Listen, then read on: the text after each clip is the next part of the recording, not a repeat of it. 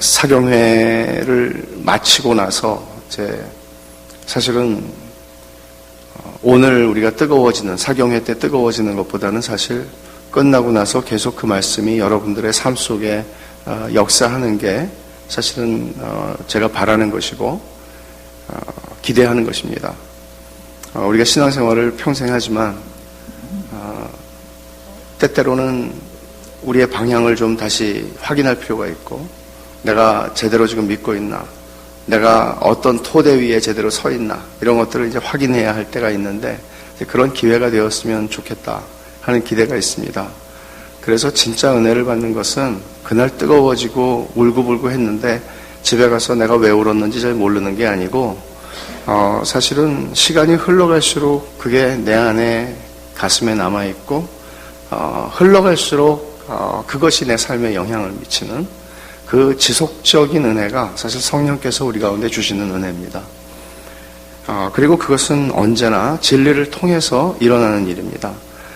그래서 사람이 어떻게 변하는가 하는 것은, 사람은 감정이 뜨거워지면 변하지 않습니다. 하나님께서 우리를 변화시키시는 방식은 은혜다 하는 얘기를 오늘 아침에 제가 말씀을 드렸잖아요. 하나님의 영광을 보는 것이다. 그런데 그것은 언제나 말씀을 깨달음으로써 오는 것입니다. 깨닫고 그것이 우리의 가슴으로 내려오고 그때 뜨거워지는 것이죠. 그리고 우리의 손발이 움직이는 방식을 통해서 하나님은 사람을 변화시키십니다. 이것이 지속적인 것이죠. 오늘 우리가 아침 예배 때, 새벽 예배 때 할 것과 오늘 수요 예배 때, 저녁 예배 때 하는 것을 제가 바꿨습니다. 물론 어저께 그 말씀을 다 끝내지를 못해서 그걸 마무리해야 하는 상황 때문에 바꾸기도 했지만, 오늘 저녁에 새벽보다는 좀 더 많은 분들이 오시리라 하는 생각을 가지고 이 복음의 핵심이라고 하는 부분을 좀 나누고 싶었던 것이죠. 십자가는 기독교 상징입니다. 그런데 처음부터 기독교 상징이었느냐? 그렇지 않습니다. 십자가라고 하는 것이 기독교의 상징이 된 것은 5세기에 이르러서야 기독교인들이 십자가라는 심벌을 사용하기 시작했습니다. 그 이유는 뭔가 하면 1세기, 2세기, 3세기 동안에는 너무나 많은 로마 제국의 기독교의 박해 때문에 대부분의 사람들에게 십자가라고 하는 것은 너무너무 무섭고 두려운 일이었고, 실제로 자기 가족이나 친지들 가운데, 친구들 가운데에서 십자가에서 죽음을 당하는 경우들을 본 적이 있기 때문에 십자가라고 하는 것은 너무나 무서운 것이었습니다. 우리들에게 십자가는 목걸이에 사용이 될 수 있을 만큼 우리는 십자가의 진실을 사실은 잘 모르는 거죠. 잔인한 사형 틀입니다. 역사상 인간이 고안해낸 잔인한 사형의 도구 중에 하나가 십자가입니다. 그래서 십자가는 그렇게 초창기에는 기독교인들의 심벌로서, 상징으로서 역할을 전혀 하지를 않았습니다. 그런데 이제 십자가에 대해서 우리가 많잖아요. 적십자도 있고 녹십자도 있고, 사실 십자가라고 하는 것을 굉장히 많이 응용하고 사용합니다. 그런데 우리 자신들이, 바깥 사람들이 그렇게 하는 거는 별 문제가 없는데, 우리 자신들이 십자가에 대해서 어떤 이해를 가지고 있느냐 하는 것은 굉장히 중요합니다. 십자가를 볼 때 우리는 어떤 이해를 하는가?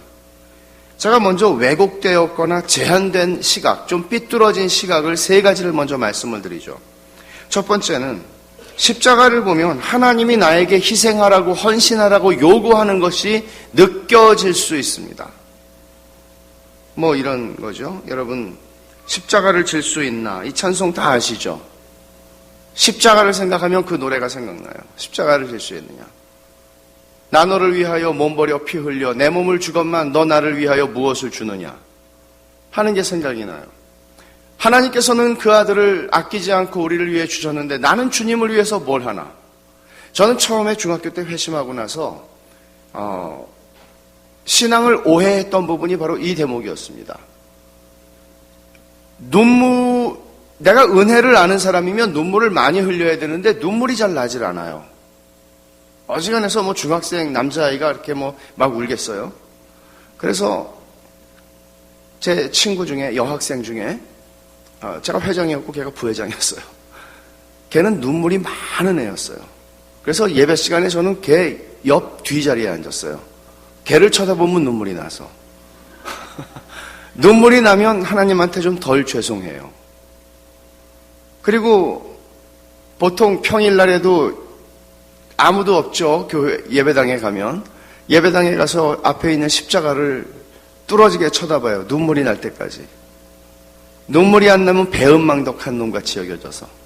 십자가의 은혜를 내가 알았는데, 조금 알았는데 눈물이 안 나요. 그러니까 눈물이 나려니까 어떻게 해야 돼요? 예수님이 얼마나 아프셨을까 생각해야죠. 사실 영화 패션 오브 더 크라이스트라고 하는 거 한 10여 년 됐나요 벌써?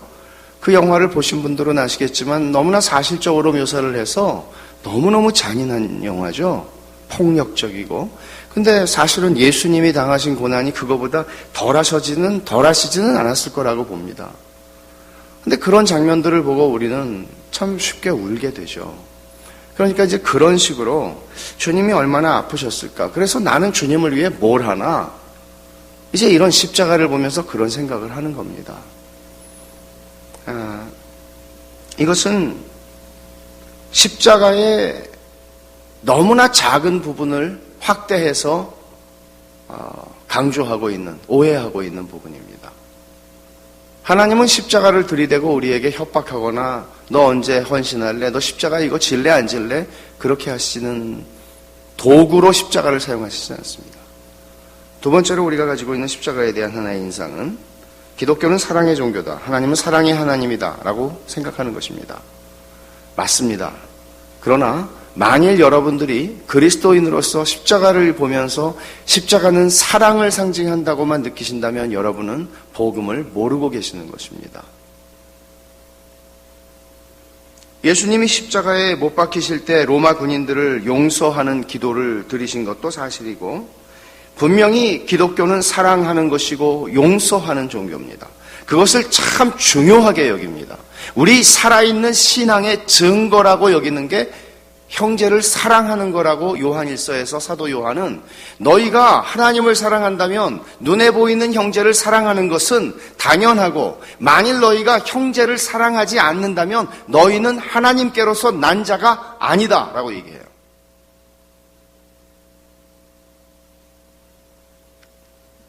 사랑한다는 것은 명령이기 전에 요한일서에서 말씀하는 것은 명령이기 전에 진술입니다. 형제니까 서로 사랑하는 거예요. 여러분, 저는 저희 형하고 누나가 미국과 캐나다에 살고 있는데, 제가 형이라고 부르죠. 아니, 형님이라고 불러요. 어려서부터 형님이라고 부르려고 그러는 거예요. 형님이라고 부르는 게 저밖에 없더라고요. 남의 집 가면 다 형아 이러는데, 저만 형님이에요. 근데, 제가 어떻게 형제라는 거는 남자들은 사실 그렇게 말을 많이 안 해요. 1년에 한 몇 번 말해요. 그치만 사랑하는 건 분명해요. 형제니까. 그러니까 막 죽고 못 살고 맨날 전화하고 그러지는 않아요. 그러나 사랑해요. 형제니까. 이런 걸 주님께서 말씀하시는 거예요. 형제니까. 내 편이라고요. 그러면 어떻게 형제인 걸 알아요? 우리 어머니가 제 형을 낳는 걸 전 본 적이 없는데 우리 어머니를 우리 형도 어머니라고 부르거든요. 내 아버지를 여러분도 아버지라고 부르신단 말이에요. 그럼 우린 형제인 거예요. 그래서 사랑하는 거예요. 한 아버지의 아들과 딸들이기 때문에. 이거는 본능에 속한 문제예요. 그러나 본능이지만 그 본능만 가지고 살지 말고 힘쓰고 애써서 행함과 진실함으로 열심히 사랑하라는 거죠. 굉장히 중요한 것입니다. 선교는 돈으로 하는 게 아니라, 선교는 열심으로 하는 게 아니라, 선교는 사랑으로 하는 겁니다. 주님이 세 계명을 말씀하시면서 요한복음 13장에 말씀하신 건 너희가 서로 사랑하면 세상 사람들이 너희가 내 제자인 걸 알 거라고. 분명히 성경은 사랑을 말하고 있습니다. 그러나 십자가가 사랑만 말하고 있다고 여러분들이 아직까지 생각하고 있다면 여러분은 복음을 몰라도 너무너무 모르고 있는 겁니다. 제가 지금 이렇게 말할 때 무슨 얘기를 하려고 하는 거구나를 알고 계시다면 여러분들은 복음을 알고 계시는 거예요. 중요한 핵심입니다. 복음의. 세 번째로 십자가를 바라보면서 사람들은 예수님이 행하신 일에 초점을 맞춥니다. 십자가에 달리신 분은 주님이셨으니까, 예수님이셨으니까. 십자가에 달려서 고난을 받으신 분은 예수님이셨으니까. 예수님에게 우린 보이는 예수님밖에는 보이지가 않아요. 예수님이 얼마나 아프셨을까 하는 것부터 시작해서 예수님, 십자가에 죽으신 예수님에게 우리는 전부 우리의 시선을 빼앗겨요. 나쁜 게 아닙니다. 옳습니다. 그러나 그것은 부분이고 반입니다. 십자가의 배후에서 일어난 것. 말하자면 패션 오브 더 크라이스트라고 하는 영화를 보거나 예수님이 십자가에 달리시는 어떤 영화를 보면 예수를 믿는 사람이든지 안 믿는 사람이든지 누구나 볼 수 있는 걸 보는 거예요. 그거는. 저기 십자가에 달린 분이 누구냐? 예수 그리스도다. 누구나 말할 수 있어요. 그러나 그 배후에서 일어나는 거를 볼 수 있어야 그게 성경이 십자가를 통해서 더 분명히 십자가의 복음을 통해서 우리에게 말씀하고 싶어 하는 것을 보는 거예요.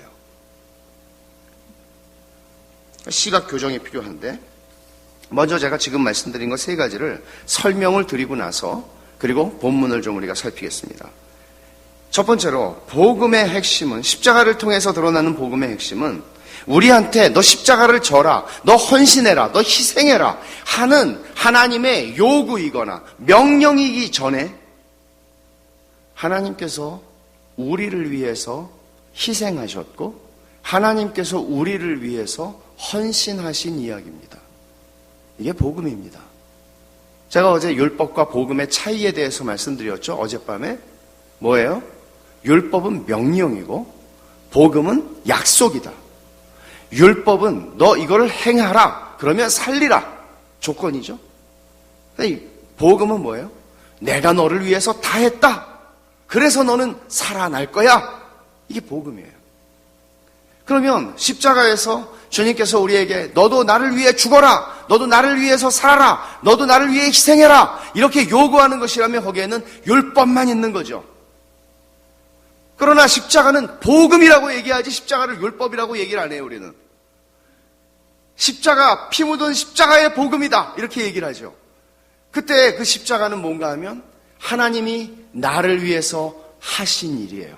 더 정확하게 말하면 하나님께서 나를 위하여 주 예수 그리스도 안에서 주 예수 그리스도를 통하여 하신 일이에요. 그게 복음이에요. 우리의 헌신, 우리의 희생, 우리에게 초점을 맞추는 것이 아니라 십자가는 바로 우리 주 예수 그리스도에게 초점을 맞추고 있다. 하나님께서 당신의 독생자를 주시기까지 아끼지 아니하신 것을 보여주는 것이죠. 두 번째로 하나님은 분명히 사랑의 하나님이죠. 그러나 십자가에서 나타난 하나님은 공의로우신 하나님이십니다. 하나님의 성품이 많죠, 속성이. 그러나 두 가지 성품을 한번 생각해 봅시다. 하나님은 사랑이시고 공의이십니다. 의로우십니다. 어떤 인간도 완전하게 사랑이 충만하면서 완전하게 공의로울 수 있는 인간은 없습니다. 옛날에, 옛날이죠. 한 20년이 넘었으니까. 인도네시아에서 제가 사역을 할 때, 신학교 교수로 사역을 했는데, 신학교에서 이제 5년 동안을 학생들이 기숙사 생활을 합니다. 근데 기숙사 생활을 하다 보면은 교칙을 심각하게 위반하는 경우도 있습니다. 그러면 이제 교수회의가 모여 징계를 하기 위해서. 그러면은 항상 사랑이 많으신 교수님이 계세요. 봐줍시다. 그러면 항상 잘라야 됩니다. 그런 분도 계세요. 잘라야 되는데 억지로 자르는 건 아니에요. 분명히 잘라야 되는 상황, 퇴학시켜야 하는 상황이에요. 그러나 동정하고 사랑을 베풀고 좀 품어주고 싶은, 그러니까 사람이 다 이렇게 성향이 달라요.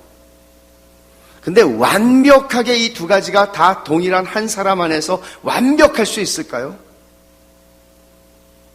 공의라는 것은 벌을 받아야 되는 거고요. 잘못한 것은. 사랑은 벌을 안 줘야 되는 거예요. 근데 하나님은 사랑과 공의가 완전하세요. 그 완전하신 사랑과 완전한 공의를 완전하게 만족시켜주는 하나님의 구원의 방법이 십자가예요. 조금도 하나님은 죄를 눈 감아주시지 않으셨고 그 어느 작은 죄 하나도 눈 감아주고 넘어간 것은 하나도 없습니다. 하나님은 피 흘림이 없은즉 사함이 없느니라. 죄의 삭은 사망이다 라고 하는 것이 하나님의 공의로운 원칙이고, 하나님은 당신 자신을 속이시거나 기만하거나 부인하실 수 없으시기에 심판하셔야만 합니다. 그리고 그 심판이 십자가에서 예수 그리스도에게 일어난 겁니다. 그 심판 위에서 하나님께서 우리들을 대속하신 그 큰 사랑을 주시는 것이죠.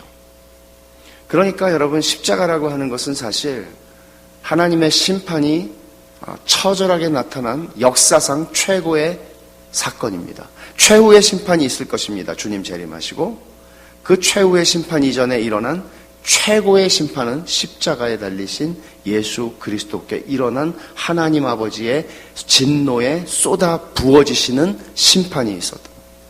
노아의 홍수를 여기에 비교할 수 없습니다. 그것을 조금 이따가 제가 더 설명을 드리죠. 세 번째로, 십자가에서 하나님이 예수님이 행하신 일에만 초점을 맞추는 것이 아니라 성부 하나님이 행하신 일을 봐야 합니다. 십자가는 예수님 혼자 지시고 예수님 혼자 죽으신 게 아닙니다. 이미 제가 말씀드린 바와 같이 하나님 아버지께서 그 아들을 죽이시기까지 아끼지 아니하시고 우리들에게 내어주신 사건이 십자가입니다. 십자가에 달리신 예수 그리스도의 배후에는 그 사랑하는 아들 독생자를 십자가에 보내어 십자가에 매달고 십자가에서 그를 저주하고 십자가에 달린 아들을 향하여, 죄를 알지도 못하시는 아들을 향하여 진노를 쏟아 부으시고 남김없이 진노의 포도주를 쏟아 부으시는 하나님 아버지가 계셨다는 것을 십자가에서 보셔야 복음을 아는 겁니다. 이걸 모르면 우리가 받은 구원이라고 하는 것은 싸구려일 뿐입니다. 값싼 사랑입니다. 우리는 거저 구원을 받습니다. 믿음으로 말미암아 거저 구원을 받습니다 라고 말하지만 사실은 거저가 아닙니다. 그것은 하나님의 아들의 피값이, 하나님의 아들의 심판받으심의 대가가 지불된 것입니다. 이 세상의 어떤 것으로도 감당할 수 없는 대가가 지불된 것입니다. 여러분, 성경이 설명하고 있는 방식을 보면 요한복음 3장 16절만 하더라도 하나님이 세상을 이처럼 사랑하사 독생자를 주셨으니, 주어가 누굽니까? 하나님 아버지입니다. 그리고 또 로마서 3장 25절도 마찬가지입니다. 이 예수를 하나님이 그의 피로 인하여 믿음으로 말미암는 화목제물로 세우셨으니, 하나님이 그 아들을 화목제물로 세우셨다. 예수 그리스도를 죽인 것은 누구냐? 겉으로 보면 로마 군인들이 죽였고 그 배후에는 유대의 지도자들이 있었고, 그러나 실제로 우리가 그 배후에서 일어나고 있는 것들을 보면 사실은 하나님 아버지의 진노와 심판을 받아 죽으신 겁니다. 예수님께서 엘리 엘리 라마 사박단이라고 하신 것은 나의 아버지여 나의 아버지여 어찌하여 나를 버리시나이까, 버리셨나이까. 실제로 하나님께서 그 아들을 버리신 사건입니다. 로마서 5장 8절은 또 어떻습니까? 우리가 아직 죄인 되었을 때에 그리스도께서 우리를 위하여 죽으심으로 하나님께서 우리에게 대한 자기 사랑을 확증하셨다. 하나님께서 하시는 일입니다. 이 십자가라고 하는 사건. 이런 이 배경을 가지고, 이 세 가지의 배경을 가지고 제가 지금 말씀드린 이것들을 가지고 오늘 우리가 읽은 말씀의 의미가 무엇인지를 살피려고 하는데, 이사야 53장의 본문은 오늘 우리가 읽은 것 10절부터 12절인데 사실 1절부터 9절까지는 많이 읽혀지는 말씀이에요. 그러나 10절부터 12절의 말씀은 상당히 안 읽혀지는 말씀입니다. 많이 안 읽어요, 이 말씀을. 자, 이 말씀을 한번 우리가 이해를 해봅시다. 이것은 놀라운, 예수님이 오시기 700~800년 전에 살았던 이사야가 예수님의 오셔서 십자가에 죽으시고 죽으심을 통해서 이루실 것들을 너무나 사실적으로 마치 그것을 보고 있는 사람이 쓴 것처럼 예언을 한 것이죠. 근데 이 예언이 얼마나 놀라운 예언인지 10절에 보면, 자, 이제 제가 잘 읽어볼게요. 여러분들이 이 말씀이 어떤 의미인지를 이해하면서 따라오셔야 합니다. 여호와께서 그에게 상함을 받게 하시기를 원하사. 자, 여기서 그가 누굽니까? 예수 그리스도입니다. 그러면 여호와께서라고 할 때 누구십니까? 성부 하나님이십니다. 물론 성부, 성자, 성령 하나님은 다 여호와 하나님이십니다. 그러나 여기서 여호와께서 그로 상함을 받게 하시기를 원하사라고 얘기할 때에는 여기서 여호와, 성부 하나님을 가리키고 그는 분명히 예수 그리스도를 가리킵니다. 그로 상함을 받게 하시기를 원하사라고 했습니다. 그러면 이 말이 여러분 이해가 가십니까? 성부 하나님께서 그 아들이 상함을 받는 것을 원하셨다고 그래요. 제가 첫날 저녁에 뭐라고 말씀을 드렸어요? 하나님이 세상을 창조하신 목적이 무엇이냐? 그것은 하나님, 성부, 성자 하나님, 이 사이에 영원한 만족스럽고도 행복하고 완전한 기쁨의 관계 속에서 그 기쁨의 흘러 넘침이 세상을 창조하게 했다고 말씀드렸죠. 그렇게 서로를 기뻐하시고 완벽하게 즐거워하시는 그 성부와 성자 하나님의 관계 속에서 이 말이 이해가 가냐는 거예요. 어떻게 성부 하나님이 그 아들이 십자가에 상하여 죽는 것을 원하고 바랄 수 있겠어요? 어떻게? 원하셨다라고 말하고 있잖아요. 완벽한 행복과 최상의 기쁨을 완전한 사랑의 관계 속에 계셨던 영광의 주 하나님께서 어떻게 그 아들이 십자가에 못 박혀 죽으시고 상하는 것을 바라고 원하셨느냐 하는 것입니다. 이 질문에 대답을 하기 위해서 우리는 상함이라고 하는 단어의 의미도 좀 생각할 필요가 있습니다. 여기 상함이라고 하는 거는 뭐 지나가다가 발이 까지거나 그런 거 아닙니다. 여기 상함이라고 하는 히브리어는 굉장히 강력한 의미를, 예를 들면 으깨다, 박살을 내다, 즙을 짜내다, 그런 의미입니다. 그러니까 무슨 뜻인지 알겠죠? 완전히 눌러버리는 겁니다. 그렇게 이건 죽음을 의미하는 단어입니다. 그런 단어를 여기에 쓰고 있는데, 그러면 여호와 하나님께서, 성부 하나님께서, 그 아들 성자 하나님께서 그렇게 으깨어지고 찢어지고 산산조각이 나는 것 같은 그런 것을 원하셨다라고 지금 말씀하고 있는 것 아닙니까? 으깨어지는 걸 원하셨다는 것 아닙니까? 또 하나의 단어를 이해를 잘 해야 됩니다. 번역을 하게 되면은 번역이 어렵죠. 참 어려워요. 번역이 굉장히 어려워요. 그러니까 진짜 어려운 게 번역이에요. 저도 돈벌이를 하느라 번역을 많이 했었는데 번역이 어려워요. 근데 이 원하사라고 하는 단어도요, 이게 이렇게 하면 뜻이 잘 살진 않아요.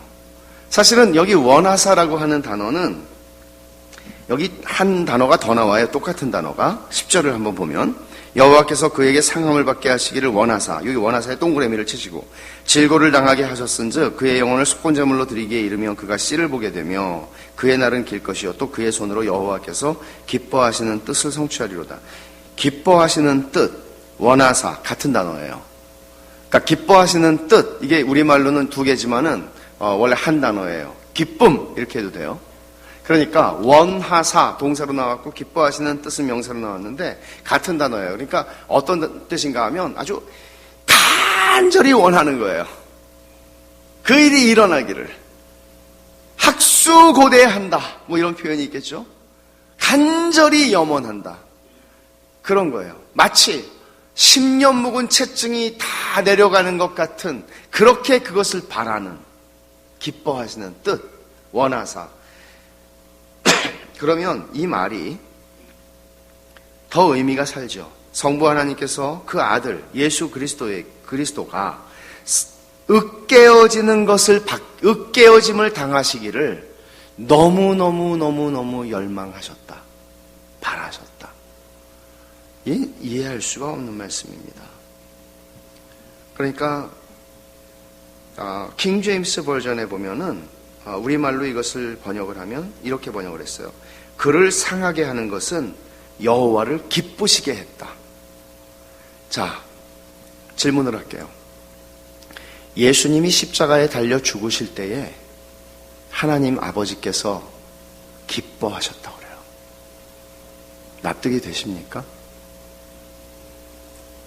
우리 주 예수 그리스도께서 성부 하나님으로부터 심판과 저주를 받으실 때에 성부 하나님께서 기뻐하셨다고 그래요.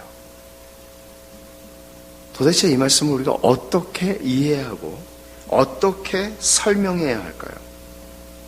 그 이유가 뒤에 설명이 되고 있습니다. 10절 다시 한번 봅니다. 여호와께서 그에게 상함을 받게 하시기를 원하사 질고를 당하게 하셨은즉 그의 영혼을 속건제물로 드리기에 이르면 십자가에서 죽으시게 되면 그가 씨를 보게 되며 그의 날은 길 것이요 또 그의 손으로 여호와께서 기뻐하시는 뜻을 성취하리로다.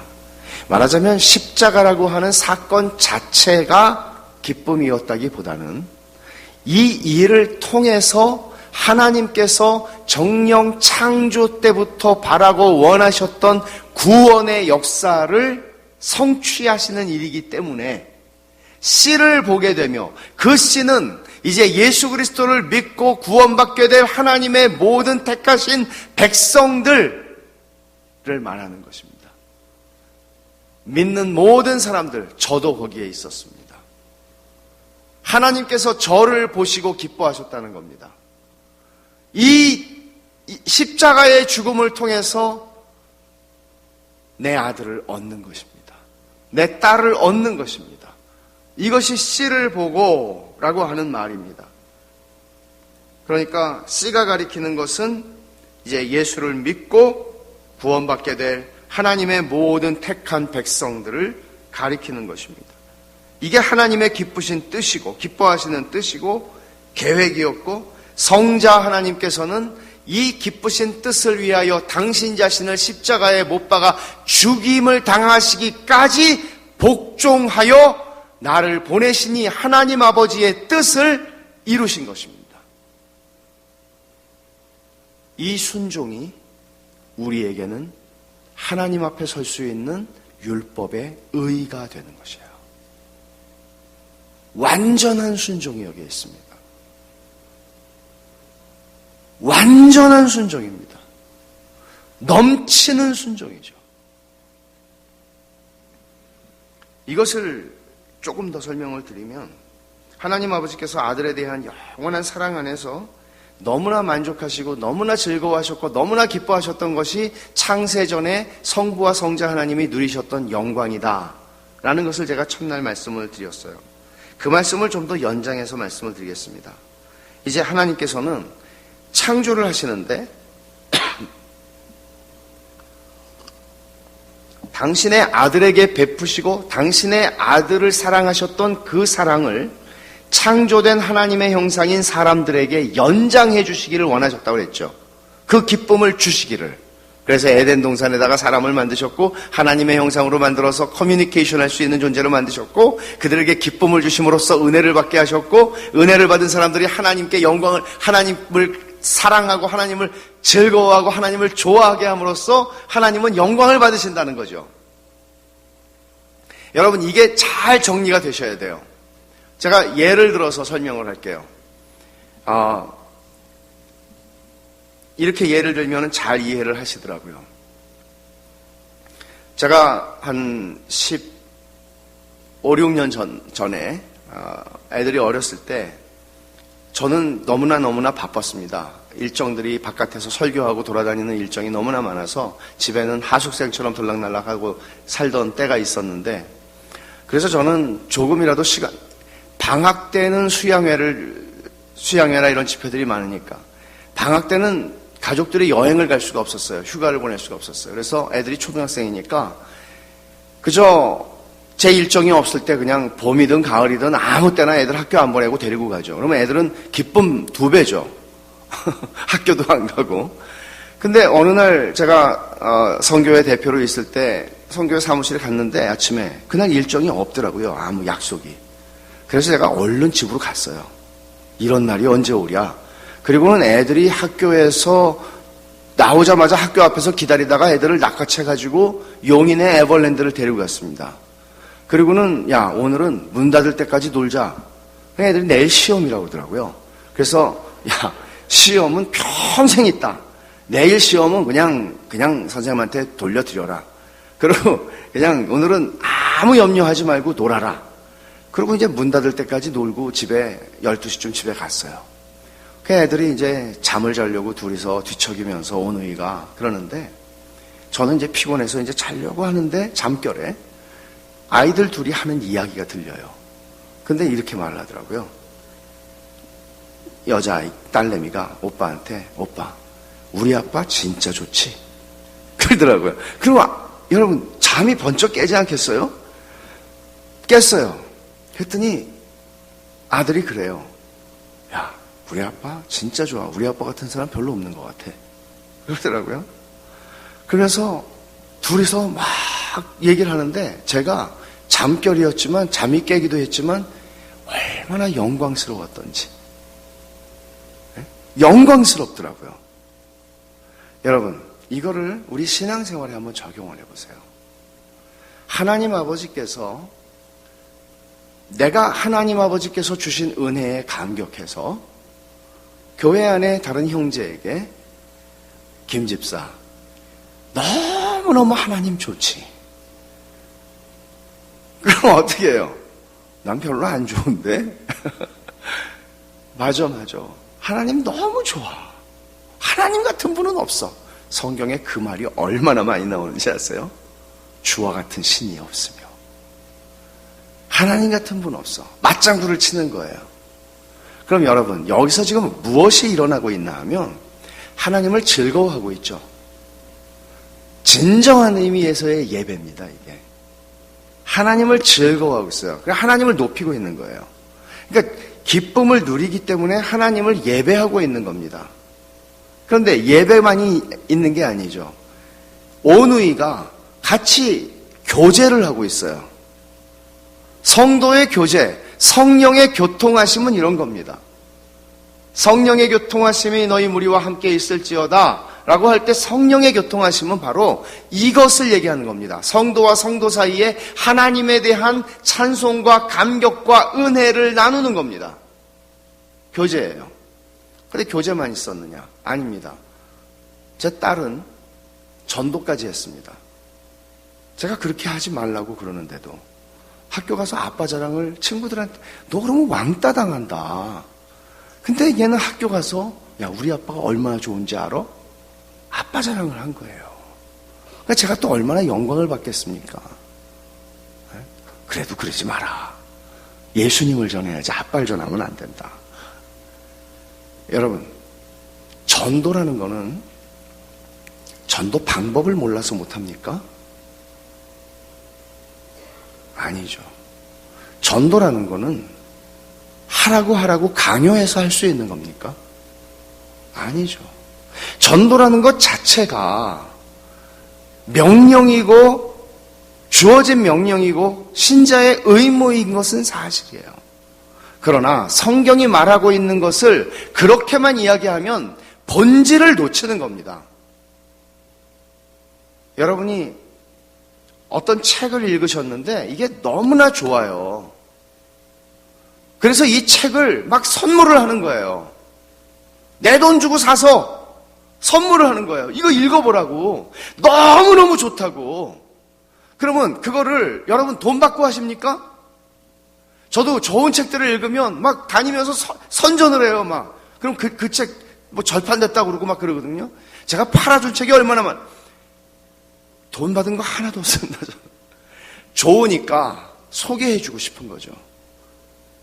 여러분, 우리가 믿는 하나님의 선하심을 우리가 말하는 것은 내가 선하심을 맛보아 알면 그것을 말하지 않을 수 없는 것이죠. 어떻게 우리가 인생에서 기껏해야 책 하나 읽은 것 가지고 영화 하나 본 것 가지고 우리가 인생에서 뭐 경험 하나 한 거 가지고 그거 가지고 떠드는데 어떻게 우리의 인생을 바꾸신 하나님의 그 선하심과 그 선하심이 나타난 복음을 전하는 것이 우리들에게 그렇게 어려운 일이겠습니까? 내가 좋으면 하는 거죠. 그러니까 여러분, 선교사님, 제가 선교사 출신이에요. 선교사 한 15년 선교사로 살았어요. 그러니까 제가 교회들을 다니면서 설교를 하면서 얘기한 거 이거예요. 선교사들을 제발 불쌍히 여기지 말아달라고. 그렇게 보시는 분들이 계세요. 왜? 지가 좋아서 하는 일이거든요. 지가 좋아서 하는 일인데 고생이 뭐 그렇게 또 문제겠습니까? 인생 사는 게 다 고생인데 어차피. 좋은 일 하는 거야. 자기 좋은 일. 억지로 뭐 등 떠밀려서 선교사 된 사람이 있습니까? 다 자기가 자원해가지고 선교사 되는 거지. 자기 좋은 일 하는 거야. 여러분, 우리가 복음을 전한다는 건 그런 겁니다. 등 떠밀어서 너 아빠에 대해서 자랑해. 그런 거 아니에요. 하나님께서 그렇게 하시지 않아요. 말하자면 우리 마음에서 내가 하나님의 은혜를 경험하느냐 하는 거예요. 은혜를 경험하느냐. 하루를 살아도 은혜를 받고 살자는 거예요.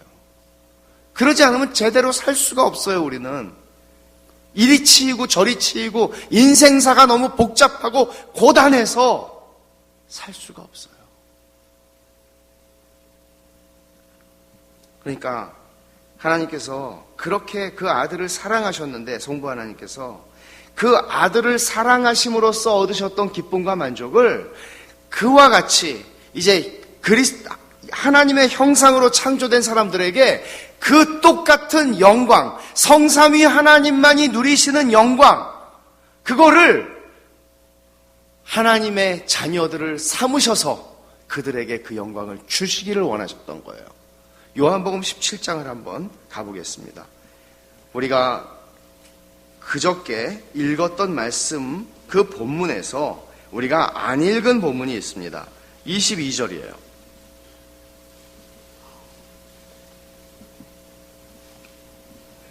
예수님께서 이렇게 기도를 하시죠.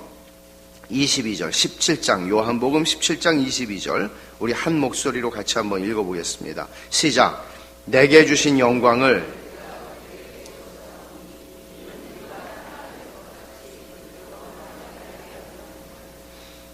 내게 주신 영광, 하나님 아버지께서 그 아들 예수 그리스도에게만 주신 영광을 누구에게 주었다고 그래요? 그들에게 주었다고요. 예수 믿는 자들에게 주셨다고요. 그러면 예수 믿는 자들은 하나님 아버지께서 그 아들에게 주셨던, 우리가 창세전에 누렸던 영광이라고 말씀하셨던 그 영광스러움, 그게 뭐라고요? 하나님 아버지와 성자 하나님께서 서로가 바라보시며 기뻐하고 즐거워하고 완전한 행복을 누리시는 그 교제, 성령의 교통하심, 그 똑같은 수준의 똑같은 질적인 영광을 누구에게 주신다고요? 믿는 자들에게 주신다고요. 성경에서 가장 놀라운 말 가운데 하나가 바로 지금 우리가 읽은 이 말씀입니다. 24절도 한번 보죠. 제가 읽을게요. 24절은 아버지여 내게 주신 자도 나 있는 곳에 나와 함께 있어 아버지께서 창세전부터 나를 사랑하심으로, 성부 하나님께서 성자 하나님을 창세전부터 사랑하심으로 내게 주신 나의 영광을 그들로 보게 하시기를 원하옵나이다. 성부 하나님께서 성자 하나님을 얼마나 사랑하시는지 그 완전한 사랑을 그 영광이라고 표현하셨죠. 그 영광을 믿는 자들이 보게 해달라고. 왜 그렇죠? 그 사랑이 우리에게 주어지는 사랑이니까. 그 완전한 사랑이 우리에게 연장돼서 예수님에게 부어지던 사랑이 우리에게 동일하게 부어지는 것이니까. 하나님께서는 우리를 보시고, 제가 어저께 그리스도와의 연합이라고 하는 교리를 설명드렸죠. 그리스도와의 연합이라는 것은 나를 하나님이 그리스도처럼 보신다는 거죠. 근데 행위가 온전해서가 아니라 예수 그리스도를 믿음으로 말미암아 그리스도와 합하여 세례를 받은 자들, 그리스도와 연합한 자들, 믿음으로 말미암아 그들을 하나님은 지금은 부족하고 흠이 많고 넘어지는 자들이지만 그들을 영원이라고 하는 관점에서 과거와 현재와 미래에 매이지 아니하시는 하나님께서 그들의 완성된, 하나님이 완성시키실 그 영화로운 구원을 입은 자들로 보신다는 거죠. 지금도 저를 그렇게 보신다는 것을 생각하면 믿어지지가 않는, 그러나 너무나 영광스러운 복음인 거죠. 하나님은 우리를 그렇게 보신다. 그런 사람들이 모여있는 곳이 어디라고요? 교회라고요. 그래서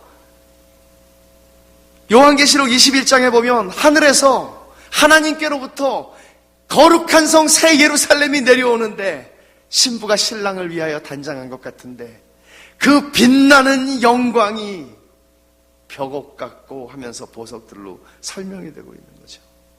그 영광스러움.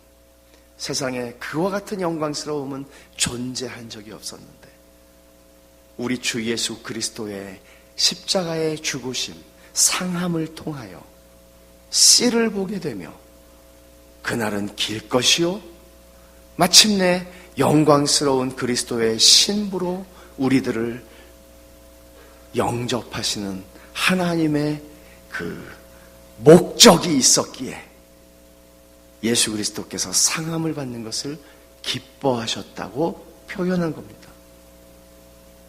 우리식으로 표현을 한다면 성부 하나님께서 자신을 가슴을 찢는 심정으로 그 사랑하는 아들을 죽이셨다. 이렇게 표현해야 옳습니다. 그러나 성경은 그것을 넘어서는 이야기입니다. 이 죽으심을 통해서 이것은 당장은 아픔이고 고통이지만 이 순간만 지나면 하나님의 영원한 계획과 기뻐하시는 뜻을 이루시는, 언제? 단번에 그리스도의 죽으심으로 완전히 끝나는, 더 이상의 우리가 구원을 이루기 위하여, 내 구원을 이루기 위해서 내가 더 첨가해야 할 게 아무것도 없는 거죠. 믿음 외에는. 그리고 그 구원하는 믿음은 우리로 하나님을 따라 거룩한 삶을 살고 싶은 열망을 내 속에 일으켜내는 것이고, 그게 중생을 통하여 하나님이 하시는 일입니다. 소원을 두고 행하시는 것입니다. 억지로가 아니라 내 속에 하나님 뜻대로 살고 싶은 마음이 생기는 겁니다.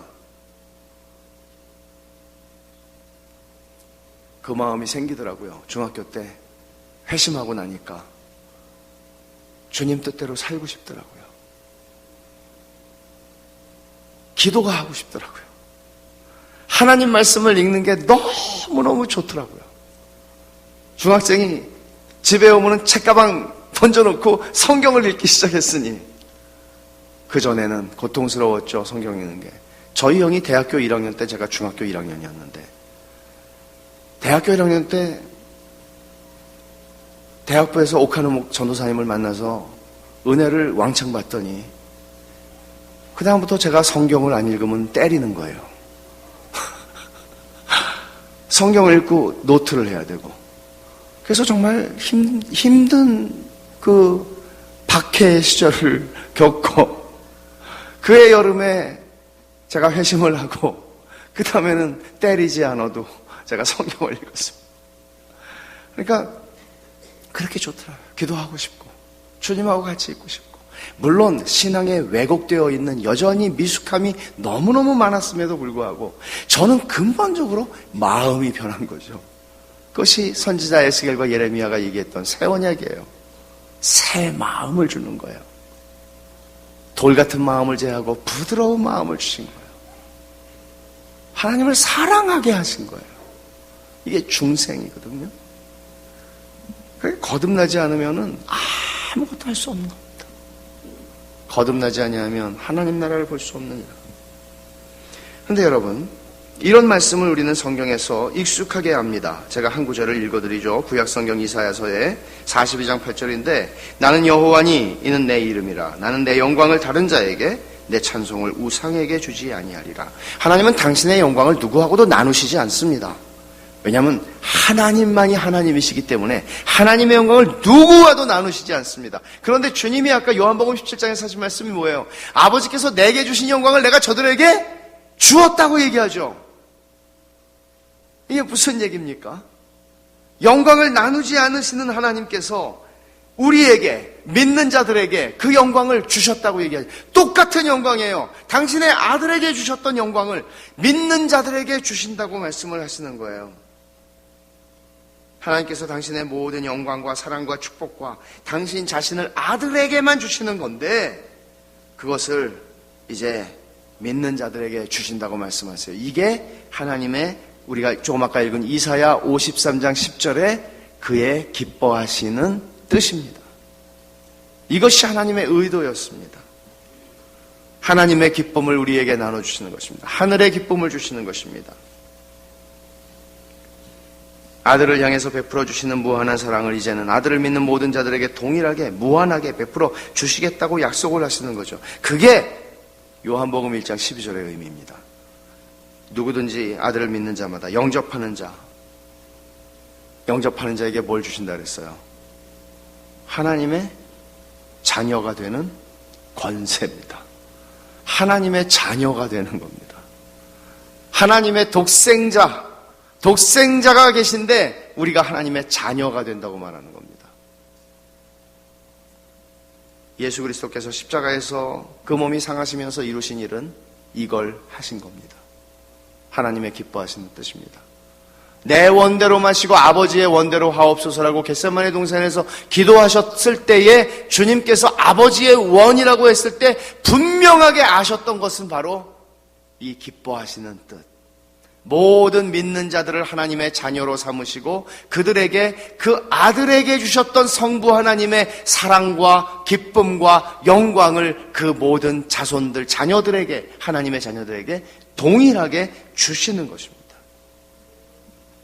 하나님 아버지에게 있어서 이 기뻐하시는 뜻을 이루는 데에 장애가 될 수 있는 것은 존재할 수가 없었습니다.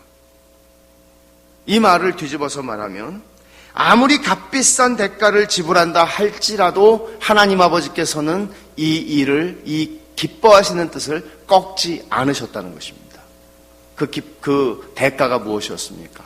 아무리 비싼 대가를 지불하더라도 그것이 독생자를 주신 것이고 독생자를 십자가에 못 박아 죽이신 것이고 독생자에게 저주받아 영원한 지옥 가운데 갈 수밖에 없는 율법의 저주와 하나님의 진노 아래에 있는 하나님의 택하신 백성들의 죄를 예수 그리스도에게 덮어 씌우시고 예수 그리스도를 심판하신 것입니다.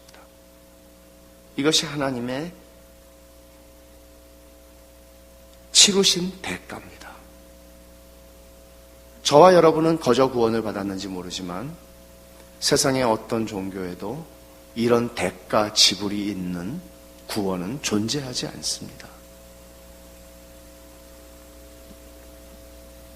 그것을 성경은 로마서 5장 8절에 우리가 아직 죄인 되었을 때 그리스도께서 우리를 위하여 죽으심으로 하나님께서 우리에게 대한 자기 사랑을 확증하셨다 이렇게 말합니다. 그러나 하나님의 사랑을 확증한 것만은 아니라고 제가 분명히 말씀드렸죠. 십자가라는 사건은 하나님의 의로우심이 드러난 사건입니다. 로마서 3장 25절을 좀 상세하게 좀 살펴보겠습니다. 아주 중요한 구절입니다. 로마서 3장 25절.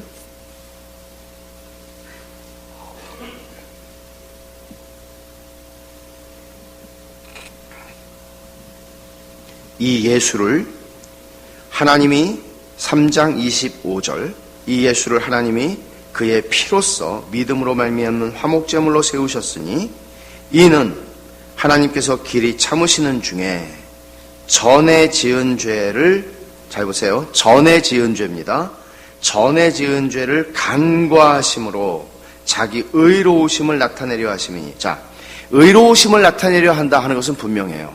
아까 우리가 5장 8절, 로마서 5장 8절, 그것은 하나님이 당신의 사랑을 확증하셨다. 사랑.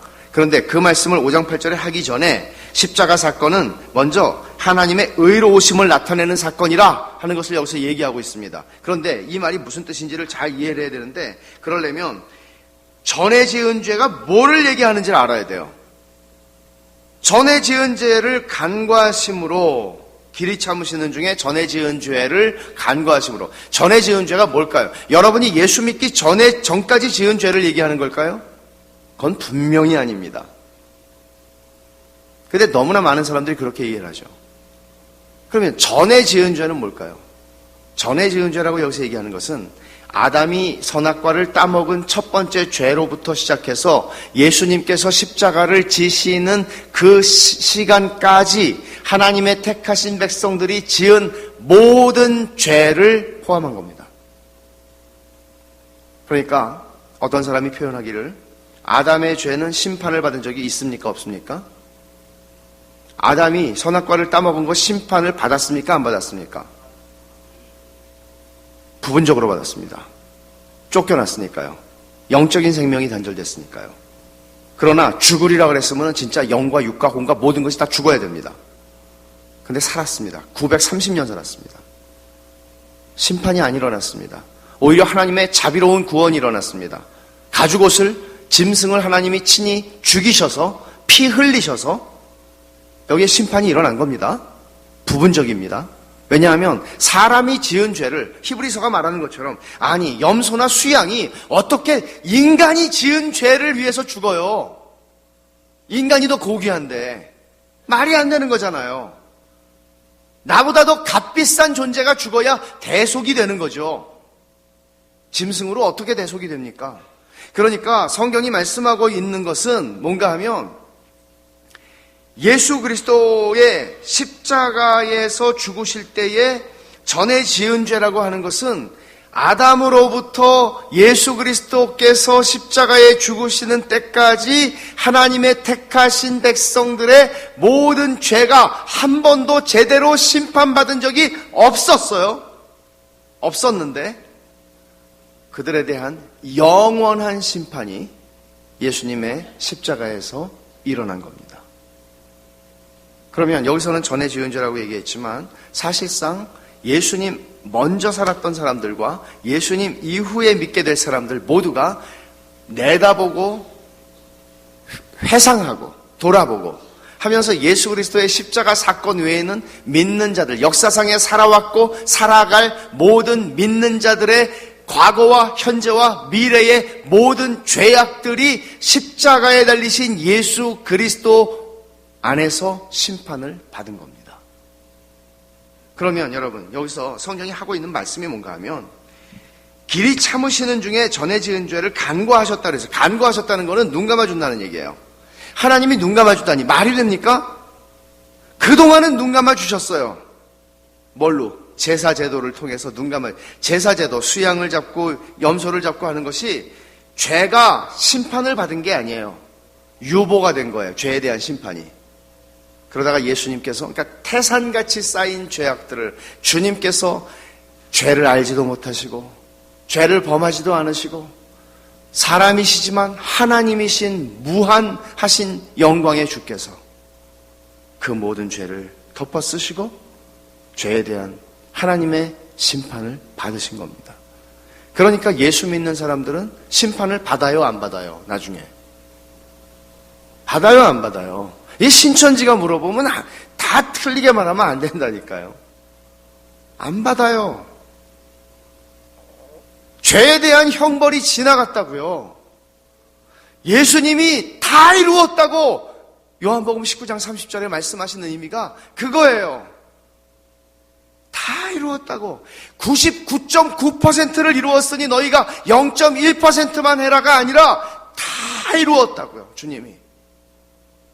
이게 복음이에요.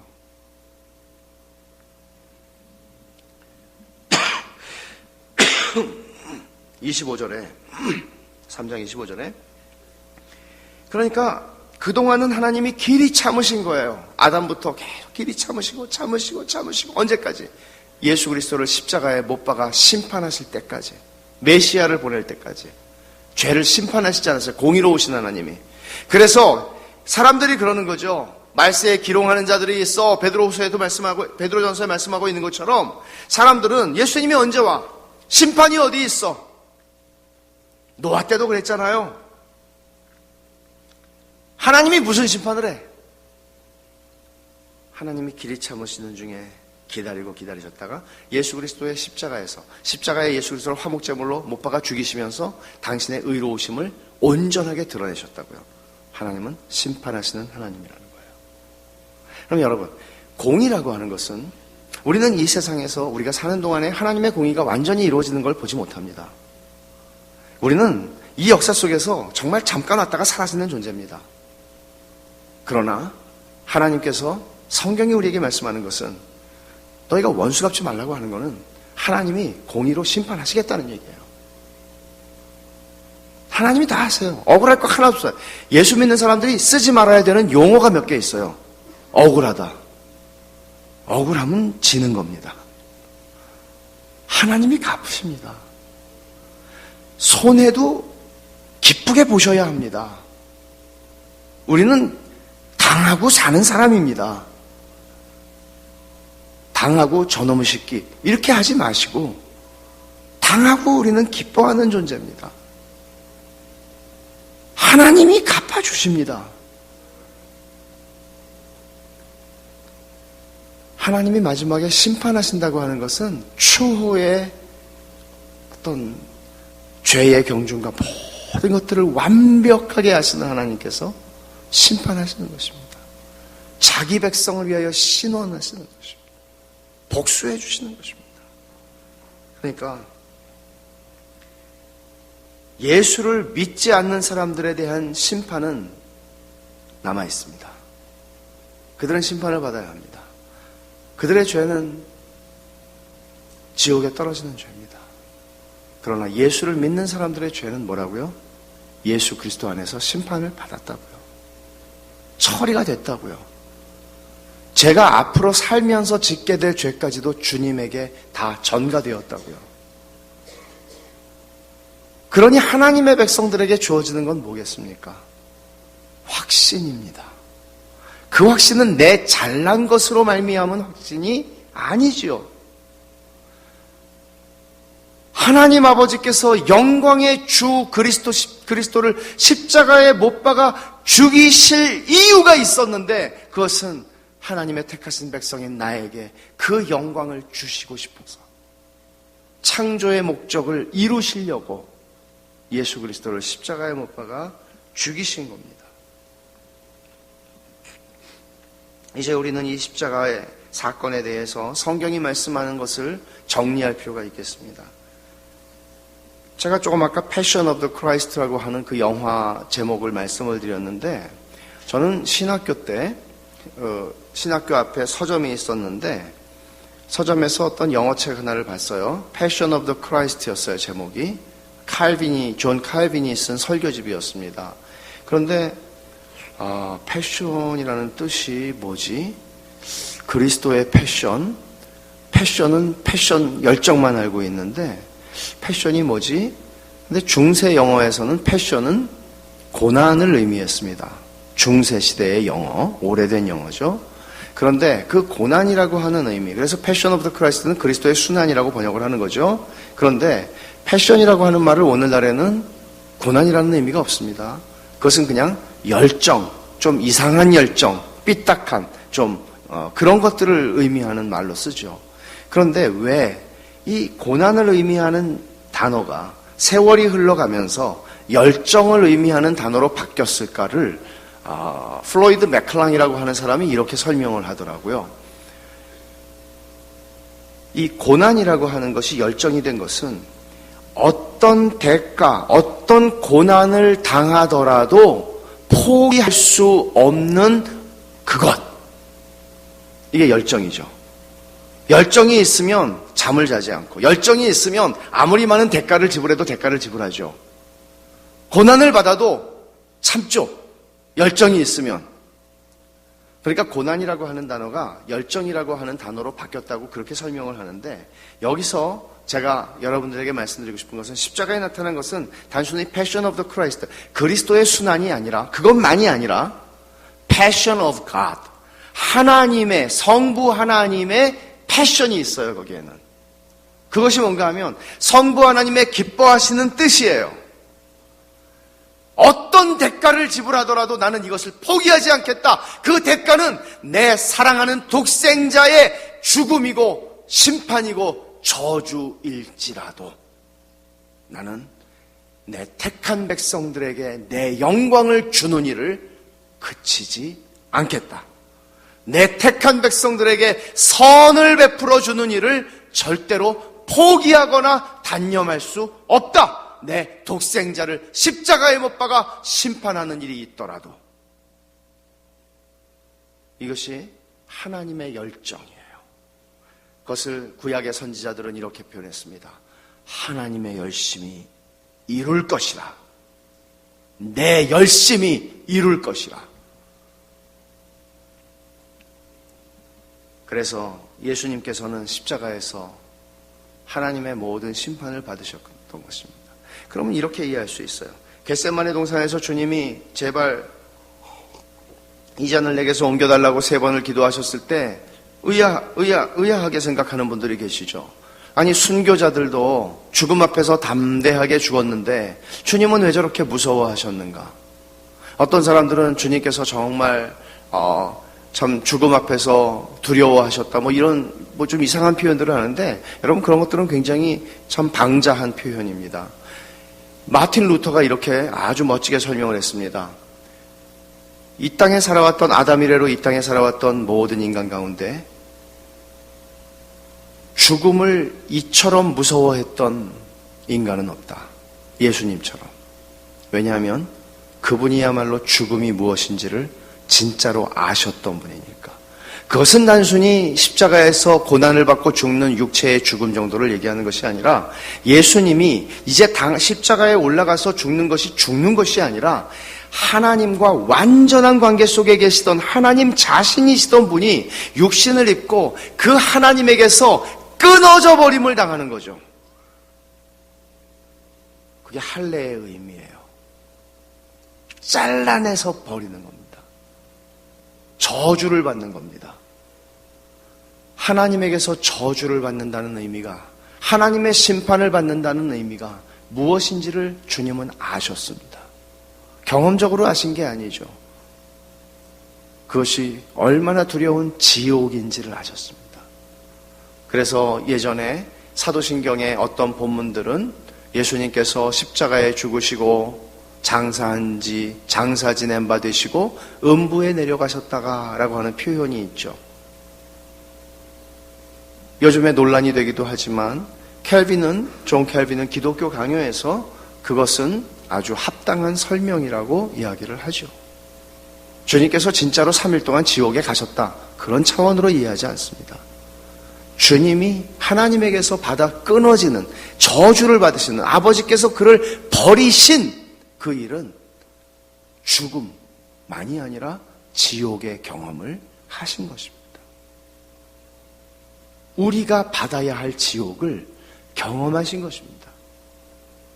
그래서 그런 표현들을 삽입한 것이죠. 그러면 이사야 53장의 본문으로 돌아가 11절을 보면, 그가 자기 영혼에 수고한 것을 보고 만족하게 여길 것이라. 예수님께서 히브리서 12장에서도 말씀했지만 그 앞에 있는 즐거움을 위하여 십자가의 부끄러움을 개의치 않으셨다.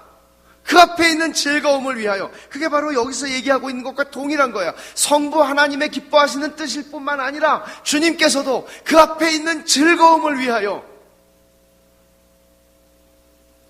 우리 주 예수 그리스도의 죽으심으로 말미암아 심판받으심으로 말미암아 구원받게 될 바로 저와 여러분들을 보시면서, 주님은 우리를 보고 계셨던 거죠. 전지하신 주님께서 하나님의 택하신 백성들을 알고 계셨던 거죠. 자기 영혼에 수고한 것을 보고 만족하게 여길 것이라. 왜? 다 이루셨으니까. 다 이루신 것을 방해할 수 있는 존재가 없으니까. 욥기가 보여주는 게 뭐예요? 마귀가 아무리 방해해도 하나님의 백성은 끝까지 살아남죠. 욥기 13장 15절에 보면 욥은 이렇게 말하거든요. 다른 번역에 보면 그가 나를 죽이실지라도, 하나님이 나를 죽이실지라도 나는 하나님을 의뢰하겠다. 여러분, 성경에 나오는 어떤 고백보다도 놀라운 고백입니다. 하나님이 나를 죽이셔도 나는 하나님을 믿겠습니다. 이런 자리까지 가게 하죠. 그 어떤 것으로도 하나님 아버지께서 그 자기 백성을 향하여 베푸신 은혜와 사랑을 잘라버릴 수 있는 존재는 없는 거죠. 할 수가 없죠. 우리가 얻은, 그리스도 예수 안에서 얻은 구원은 그렇게 완전한 것입니다.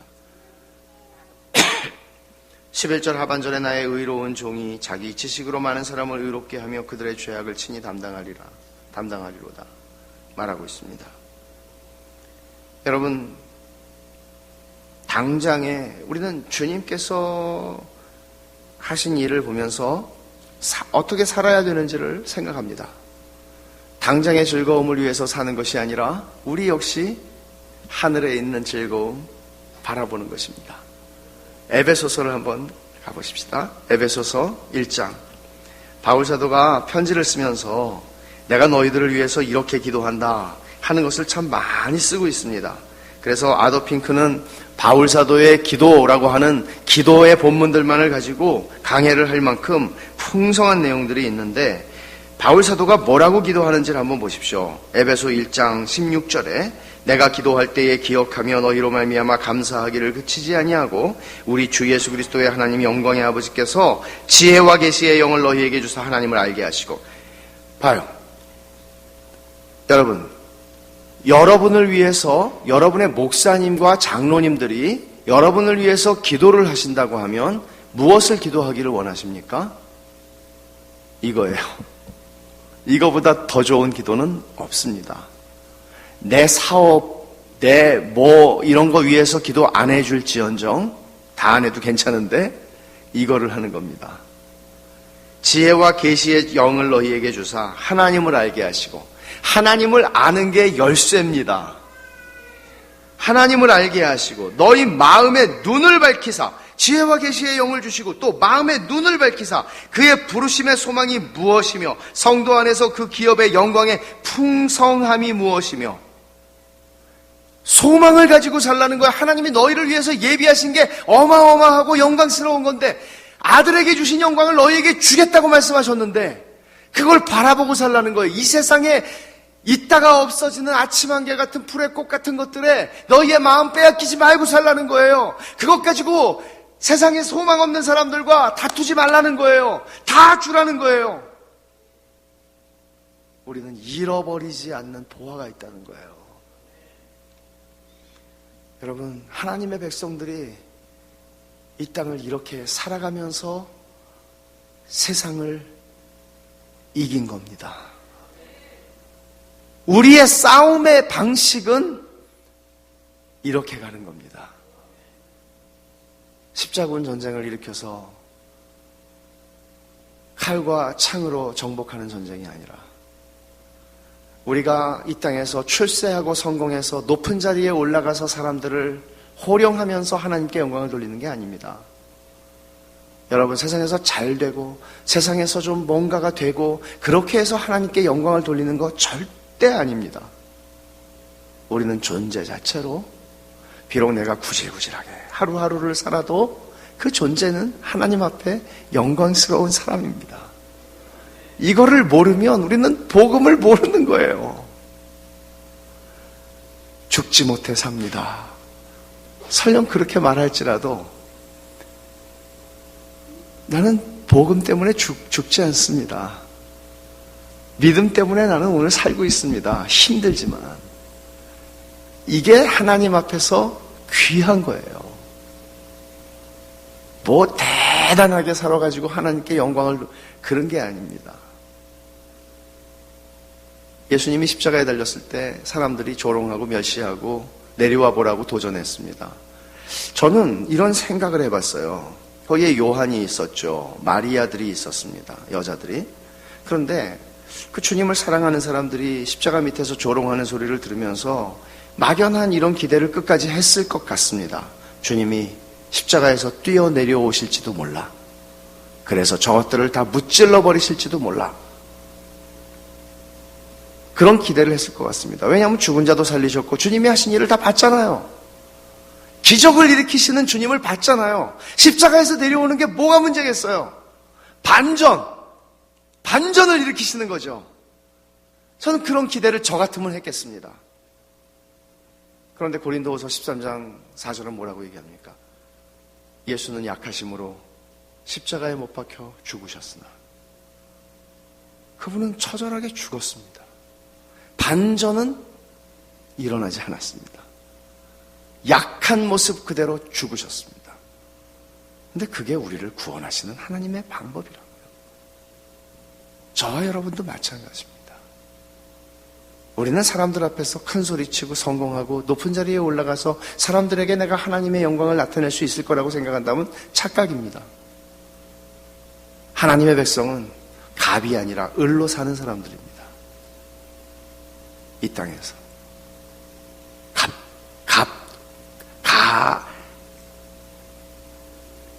갑이 아니라 을이에요. 갑질할 생각을 할 수가 없는 존재들이에요. 우리는 이 땅에서 그렇게 삶으로써 하나님을 드러낼 수 있는 존재들입니다. 여러분, 성경을 읽으시면서 깊이 한번 생각해 보십시오. 하나님의 백성들을, 사랑하는 백성들에게 찾아왔던 고난이 얼마나 극심한 것들이었는지 생각해 보십시오. 하나님의 사람들을 하나하나 다 살펴보십시오. 하나님은 그들의 약함의 자리에서 일하셨습니다. 바울이 그렇게 능력이 있는 사람인데 하나님께 3번이나 육체의 가시를 없애달라고 기도했는데 하나님 듣지 않으셨습니다. 그리고 내 은혜가 네게 족하다. 내 은혜가 너에게 충족해, 풍성해, 충분해. 그때 바울은 압니다. 약한 것을 자랑하는 것을 배웁니다. 다 자기 잘났다고 그러고 힘 자랑하는 세상입니다. 그러나 예수를 따르는 자들은 나의 약함 속에서 그리스도를 나타내는 사람들입니다. 이거는 또 긴 이야기가 되겠죠. 정리하겠습니다. 십자가는 복음의 핵심입니다. 희생과 헌신을 요구하는 하나님의 요구 명령이 아니라 하나님이 내가 너를 위해서 이렇게 죽었고 이렇게 대가를 지불했다는 얘기고, 내가 너희들의 구원을 위해서, 아니 너희들에게 내 영광을 나타내주기 위해서 너희들을 위해서 내가 하지 못할 일이 없었다. 어떤 대가도 지불했다. 그것은 아들 독생자를 십자가에 못 박아 죽인 일이다. 이렇게 얘기를 합니다. 그것을 이제 마지막 한 구절을 읽고 우리는 정리하겠습니다. 로마서 8장 32절입니다.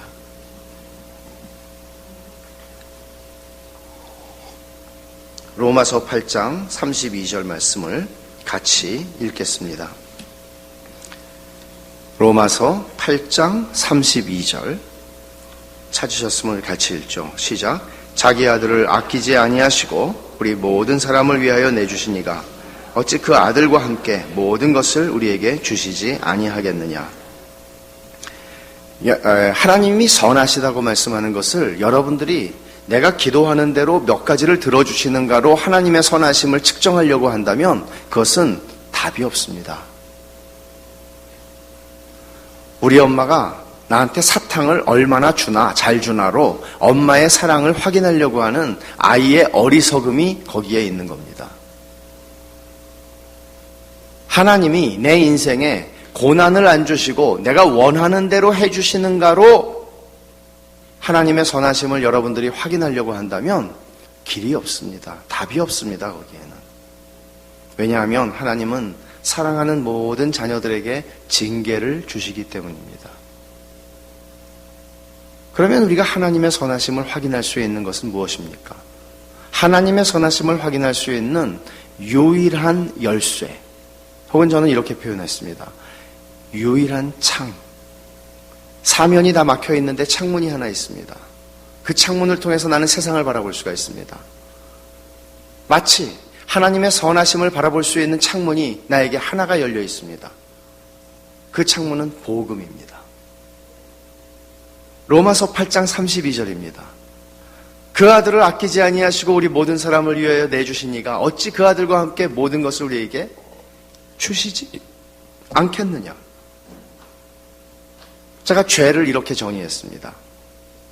하나님께서 항상 우리에게 최상의 것을 주신다는 것을 믿지 않는 것이 죄다. 여러분이 어떤 형편에 계신지 저는 아무것도 모르죠. 다 다양한 형편 가운데 계시겠죠. 그러나 지금 여러분이 계신 그 자리가 하나님께서 여러분들을 향하신 하나님의 최상의 것을 지금 주고 계시는 중이라는 것을, 단순히 이게 끝나면 좋은 날이 오겠지, 이건 신앙이 아닙니다. 그런 막연한 기대를 신앙과 연결시키면 안 됩니다. 그리고 저는 목사로 목회를 하면서 교인들의 힘듦과 어려운 일들, 사정들이 있을 때 잘 될 거예요, 집사님. 그렇게 말을 안 합니다. 사실 잘 될 거예요라고 목사가 말하면 기분이 그래도 조금은 업되지 않겠습니까?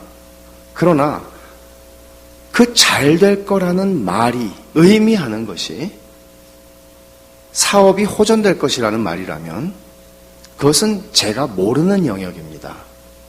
그건 하나님의 주권이에요. 그러나 잘 될 것이라고 하는 것이 막연한 기대가 아니라 안 망합니다, 집사님. 우린 죽지 않습니다. 우린 이까짓 것 가지고 우리는 무너지지 않습니다. 하나님의 백성은 하나님이 두 손으로 붙들고 계십니다. 우리 절대 안 죽습니다. 담대하십시오. 두려워하지 마십시오. 염려하지 마십시오. 이렇게 말할 수는 있지만 잘 될 거예요는 하지 않습니다. 그거는 모르니까요. 그럼 여러분, 우리는 얼마나 입에 발린 말들을 많이 합니까? 잘 될 거예요. 힘내세요. 그러나 사실은 진정한 믿음의 격려가 필요한 겁니다.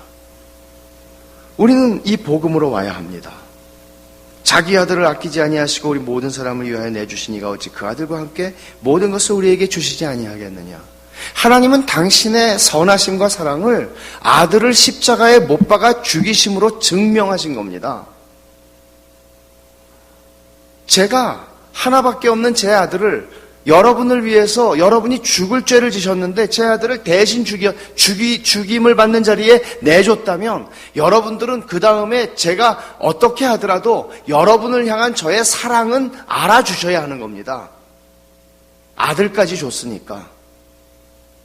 하나님의 극단적 사랑의 표현 행위였습니다. 앞으로 무슨 일이 일어나도 너희를 향한 내 사랑과 선함을 의심하지 마라.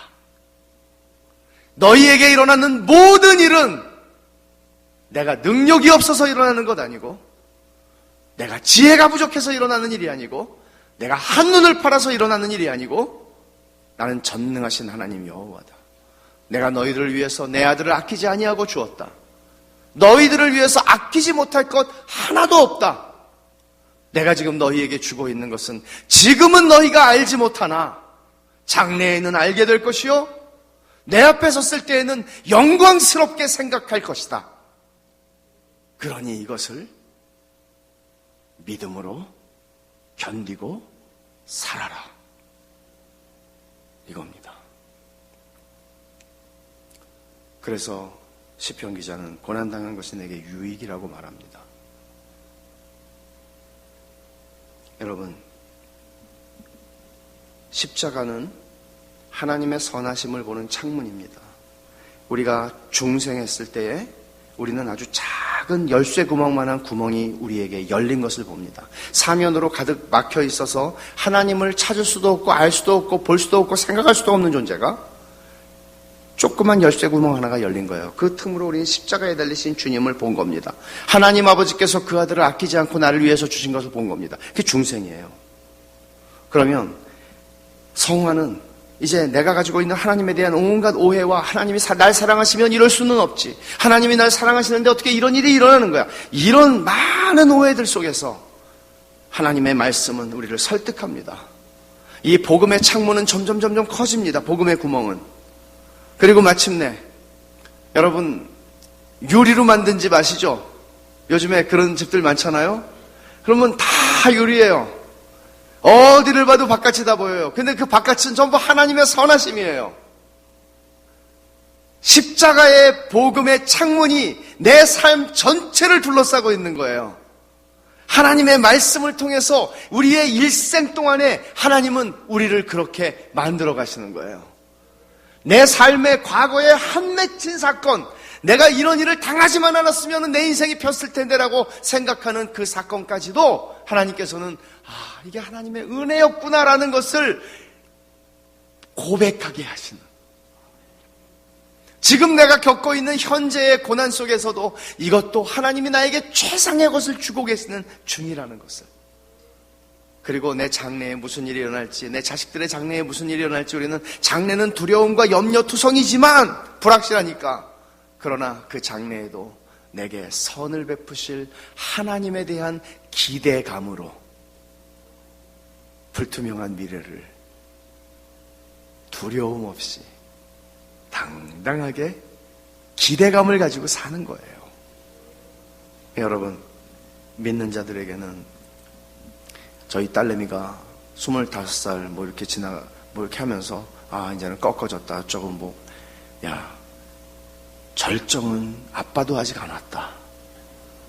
아빠의 인생의 전성기는 끝에, 이 신자들의 전성기는 마지막 순간이에요. 그때 우리의 성화를 주께서 완성시킬 것이고, 죽음과 함께. 그러니 어떤 삶을 살아야겠습니까? 여러분, 이 진리의 말씀에 천착하십시오. 여러분의 삶 속에 여러분의 아픈 일, 아픈 상처, 아픈 어쩌고, 이것들을 통해서 하나님을 보는 것이 아니에요. 십자가의 복음을 통해서 하나님을 볼 때 우리는, 하나님은 선하십니다. 그 창문을 열어서 내 과거를 보시고, 그 창문으로 내 현재를 보시고, 그 창문으로 미래를 보는 거예요. 그것만 보이겠어요? 역사 속의 부조리함과 우리의 현실 세계 속에 일어나는 수많은 한 맺히게 하는 아픈 일들, 정의가 세워지지 않는 문제들, 이 많은 일들을 보면서도 우리는 도대체 하나님이 선하시고 공의의 하나님이면 어디 계셔? 라고 하는 것이 아니라, 하나님은 심판하실 하나님이시고, 그 속에서도, 진노 속에서도 긍휼을 잊지 아니하시고 우리에게 은혜를 베푸시는 하나님이신 것을 십자가를 통해서 우리는 봅니다. 하나님은 반드시 심판하신다. 그리고 십자가에서 하나님은 당신의 선하심을 우리에게 그 아들을 대가로 지불하시면서 증명하셨다. 하나님은 더 이상 우리에게 하나님의 선하심을 증명하시기 위해서 사탕과 초콜릿을 사용하실 필요가 없으십니다. 하나님은 자신이 있으십니다. 복음 앞에 굴복한, 복음을 통해서 하나님이 누구신지를, 그 선하심을 맛보아 안 사람들은 하나님을 절대로 죽여도 떠나지 않습니다. 이것이 하나님께서 우리를 위하여 이루신 구원입니다. 그러니 이 길을 믿음으로, 무엇을 믿음으로? 하나님의 선하심을 신뢰함으로 이 길을 걸어갈 것입니다. 기도하겠습니다.